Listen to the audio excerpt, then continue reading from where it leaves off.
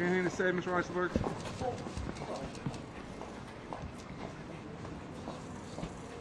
Left and then a right.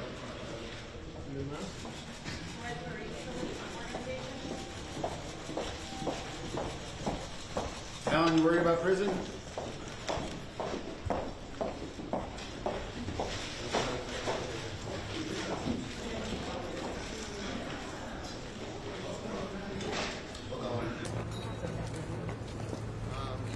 Stay down, please. Sit down, drop it down. Okay, that's for you. Is this for me? Okay. Sir, could you just... Today is obviously a difficult day for him, but it is a day that he has been preparing for many months since he entered his plea last August. Mr. Weisselberg came to court today ready to begin his sentence, and he is grateful that it has now begun. He deeply regrets the lapse in judgment that resulted in his conviction, and he regrets it most because of the pain it has caused his loving wife, his sons, and wonderful grandchildren. Mr. Weisselberg thanks them for their love and support and looks forward to reuniting with them in April after he has served his sentence.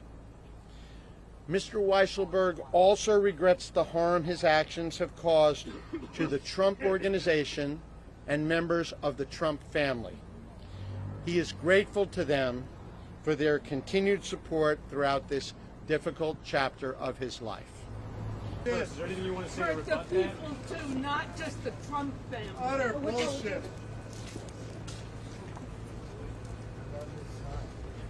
This is exactly what I expected. I expected the judge to rubber stamp that 5-month recommendation by the Manhattan District Attorney's Office. Judges rarely second guess whether a defendant cooperated. And in this case, Weisselberg did testify. He threw himself on the sword and said that former President Donald Trump didn't know anything about this tax fraud scheme.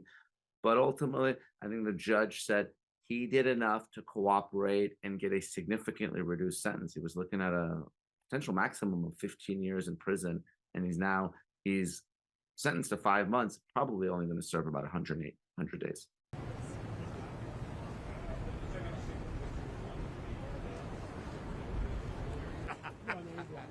How you doing? I was like, what everybody waiting for? I didn't take one picture.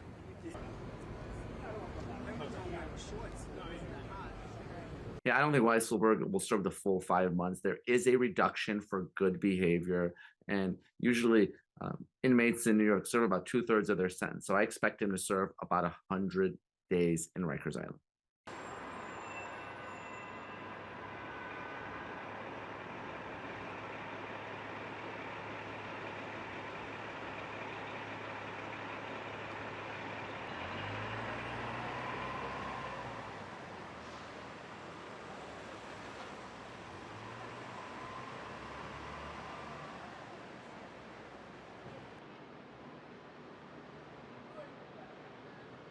Well, an entity or any business organization can't go to jail. So the max we're looking at is a fine, and the maximum amount the judge can impose is $1.61 million.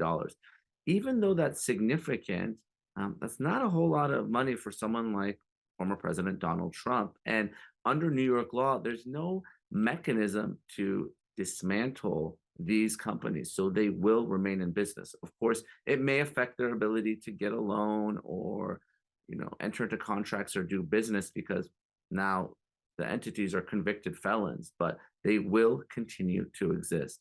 The only way for Donald Trump and his children not to serve as officers or directors of companies in New York is if New York Attorney General Letitia James is successful in her civil lawsuit that's currently pending against Trump, his children, and the organizations.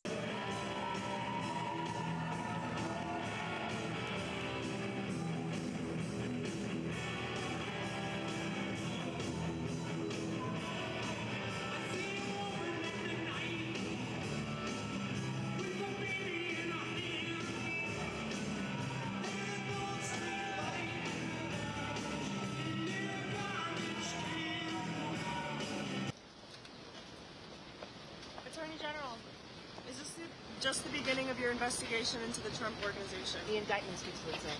Thank you. Unless Donald Trump is prosecuted by special counsel Jack Smith, Attorney General Merrick Garland, or indicted by Atlanta District Attorney Fani Willis, I don't think that will change his political trajectory. Still going to run in 2024. And those are the types of prosecutions or indictments that we will need to disqualify him from ever holding office again in the United States. Other than that, we're talking about money fines, civil damages, criminal fines that really aren't a significant amount for the former president. Trump.